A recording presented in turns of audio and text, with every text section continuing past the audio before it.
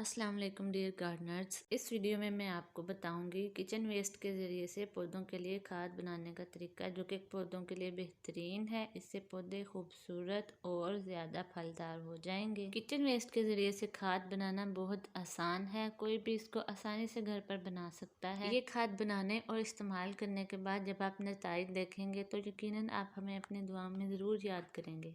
इस तरह से इस महंगाई के दौर में हमारा ख़र्चा भी नहीं होगा और हमारे पौधों के लिए बेहतरीन खाद भी तैयार हो जाएगी। तो चलते हैं तरीके की तरफ। किचन वेस्ट के ज़रिए से खाद बनाने के लिए हमें चाहिए सब्जियों और फलों के छिलके। इसके अलावा अंडों के छिलके भी शामिल किए जा सकते हैं। इसके अलावा हमें चाहिए थोड़ी सी मिट्टी, कोई गमला या बाल्टी वगैरह जो कि आपके पास फालतू हो। अब करना आपने ये है कि इस बाल्टी या गमले के अंदर मिट्टी की एक बारीक सी तह लगा लेनी है। फिर इसके ऊपर किचन वेस्ट की 4 से 5 मुट्ठियाँ डाल दें और इसको भी फैलाकर इसकी भी एक तह बना लें।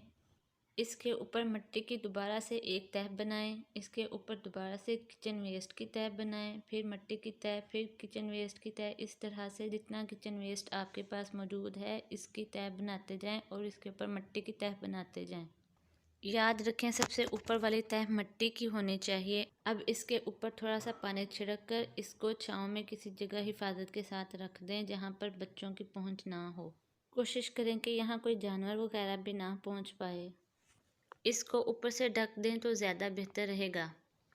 एक बात याद रखें कि ये ज़रूरी नहीं है कि आपने एक ही दिन में गमले या बाल्टी को फिल करना है। आप अपने रोज़ का किचन वेस्ट डालकर ऊपर मिट्टी की तह लगाते जाएं और जब ये फिल हो जाए तो फिर भी आप अगला अमल शुरू कर सकते हैं।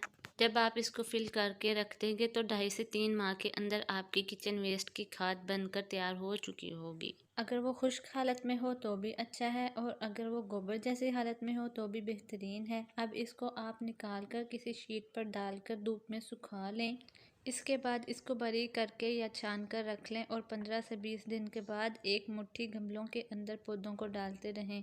याद रखें कि सर्दियों में खाद का इस्तेमाल ज़्यादा ना करें। एक इंतहाई अहम बात यह है कि खाद को तैयार करने के बाद आपने इसको कुछ दिन के लिए धूप ज़रूर लगवानी है, क्योंकि इससे इसकी तासीर कुछ कम हो जाती है। बिल्कुल ताज़ा खाद की तासीर काफ़ी ज़्यादा होती है और अगर आप वैसे ही इसको पौधों को डाल देंगे तो इससे आपके पौधे जल सकते हैं। धूप में अच्छी तरह खुश्क हो जाने के बाद इसकी तासीर मुनासिब हो जाती है, फिर आप इसको इंशाअल्लाह जिस तरह से चाहें इस्तेमाल कर सकते हैं। इस तरीके से खाद बनाने के लिए एहतियाती तदबीर ये है कि इसमें कोई भी चिकनाई वाली चीज़ ना डालें, ना ही चिकन का सालन डालें। इसके अलावा चावल, हड्डियाँ, बचे कुचे सालन या फिर फ्राई अंडे जो कि फालतू हों, इनको भी डालने से इज्तनाब करें।